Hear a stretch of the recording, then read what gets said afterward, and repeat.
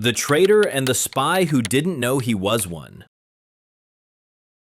A true story from the founding era. Based on real events, 1775 to 1780, he was the most trusted man in George Washington's inner circle. The general called him "my right arm." His soldiers would have died for him, and for 2 years, while Washington lost battle after battle, no one suspected that he was secretly trying to destroy the American Revolution from the inside. This is not fiction. This is the true story of the man who almost killed America before it was born, and the spy who caught him by accident.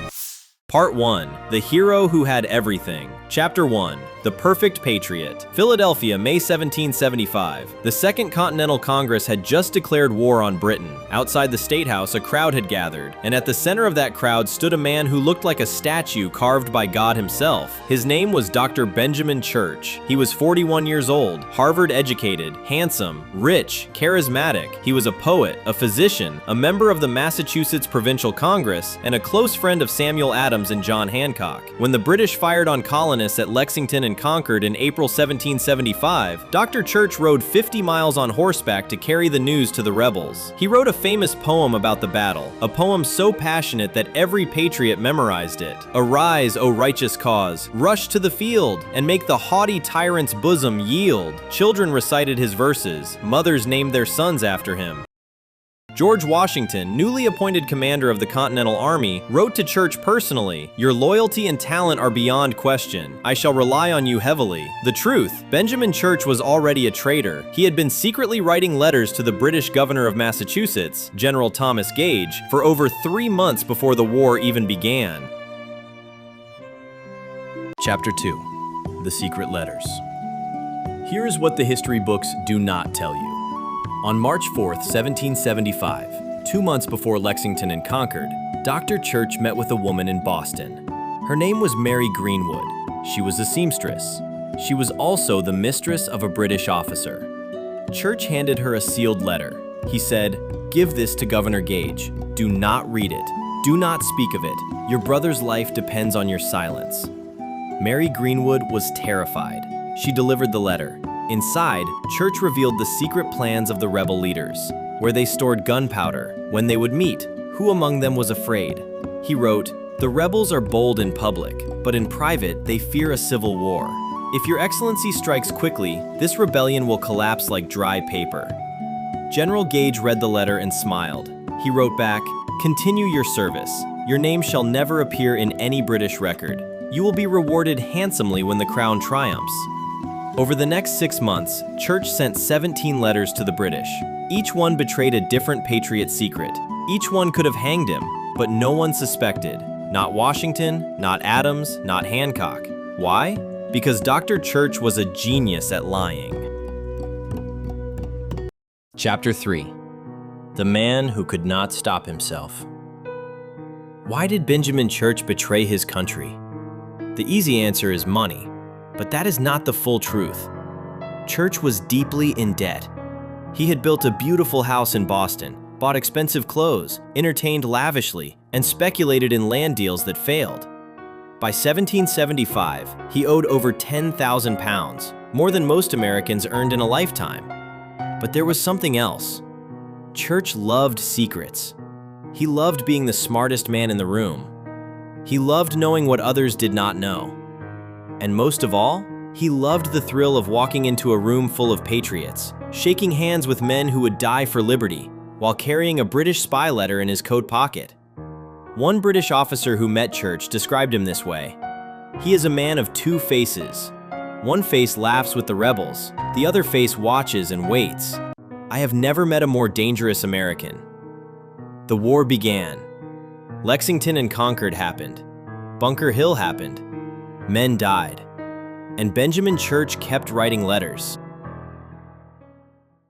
Part 2. The Mistake. Chapter 4. The Cipher That Wasn't. By September 1775, George Washington had a problem. The Continental Army was surrounding Boston, but British ships kept bringing supplies to the enemy. Washington suspected someone inside the army was leaking information, but he had no proof. So Washington did something clever. He created a fake battle plan, a detailed plan to attack the British fleet on October 15th. He gave copies to only 5 senior officers. One of them was Dr. Benjamin Church, who now served as the Army's director of hospitals. The plan was a lie. Washington never intended to attack on October 15th. He wanted to see if the British learned about it. On October 10th, a British warship suddenly moved to a different part of the harbor, exactly where Washington's fake plan said they would be attacked from. Washington now knew. One of his 5 senior officers was a traitor, but which one?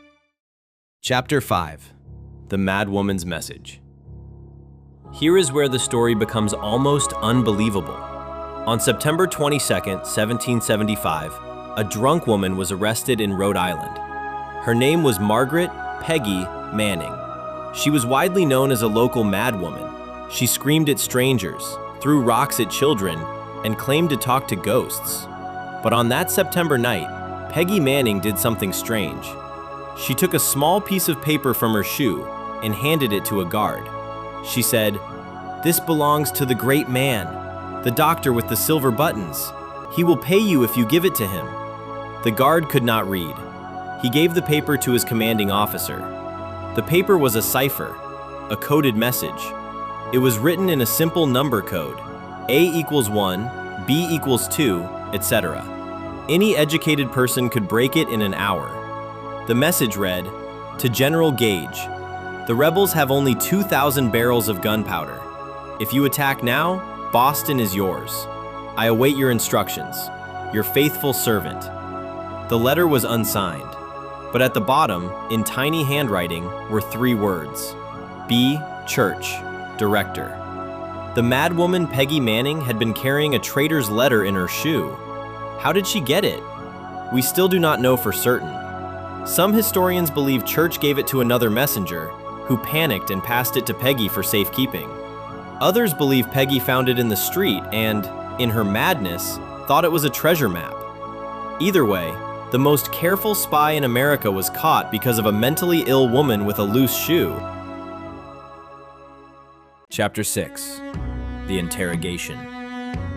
October 4th, 1775. George Washington's headquarters, Cambridge, Massachusetts. Dr. Benjamin Church sat across from Washington, John Adams, and 4 other senior officers. The room was cold. The windows were closed. A single candle flickered. Washington said nothing. He simply slid the decoded letter across the table. Church looked at it. His face did not change. He did not blink. He did not tremble. Then he said, "That is not my handwriting." John Adams, who would later become the 2nd president, later wrote in his diary, "Church spoke with such calmness that I nearly believed him. He looked into Washington's eyes without fear. I have never seen a man lie so perfectly." But someone else in the room, a young officer named Alexander Hamilton, noticed something. Church's left hand was shaking.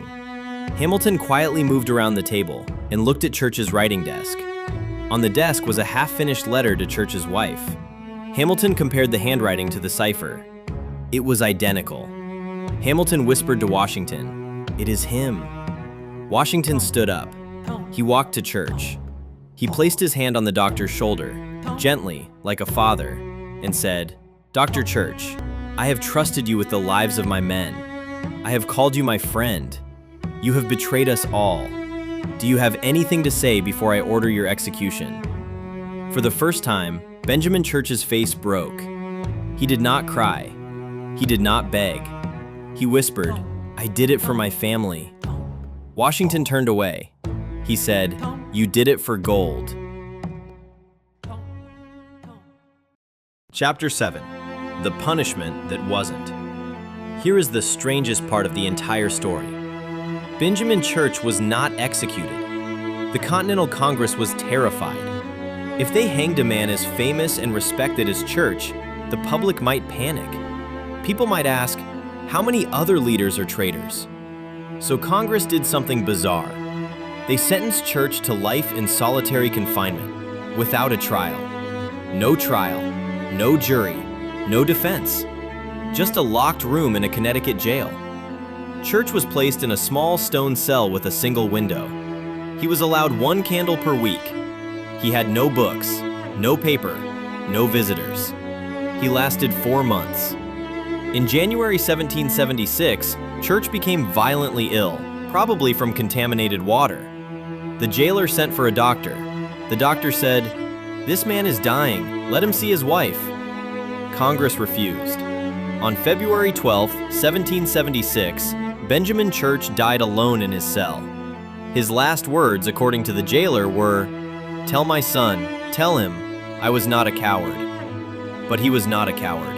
He was something worse, a brilliant man who loved the game of betrayal more than the cause of liberty. Part 3. The Aftermath. Chapter 8. The Silence. After Church died, Congress ordered all his letters destroyed. They wanted the American people to never know that one of Washington's top officers was a British spy. For 80 years, the story was hidden. In 1856, a historian named George Bancroft discovered a single surviving letter in the British archives, a letter written by General Gage that mentioned our dear friend Dr. Church. Bancroft published the letter. America was shocked. Today, you can visit the Massachusetts Archives in Boston and read the original cipher that Peggy Manning carried in her shoe. It is preserved behind glass, a small, yellowed piece of paper that almost destroyed the American Revolution. Chapter 9. The Lesson. Why does this story matter? Because the founding era was not made of marble statues and perfect speeches. It was made of flawed, greedy, brilliant, broken human beings. Some who gave everything for liberty, and some who sold it for coins. Benjamin Church was one of the most talented men in America. He could have been a founder. He could have been a hero. Instead, he chose to be a ghost. A man erased from history, remembered only as a footnote. And the spy who caught him? A madwoman with a loose shoe. No monument stands for Peggy Manning. No school is named after her. But she did what armies could not. She caught a traitor. Epilogue. George Washington never spoke Benjamin Church's name again. John Adams wrote about the interrogation in his diary, then burned the page. Alexander Hamilton used the Church case to argue for stronger national laws against treason. Years later, those laws were written into the U.S. Constitution. And the madwoman, Peggy Manning? She was released without charge. She returned to the streets of Rhode Island, screaming at strangers and throwing rocks. No one ever believed her again. But she was right. She was always right. End of story.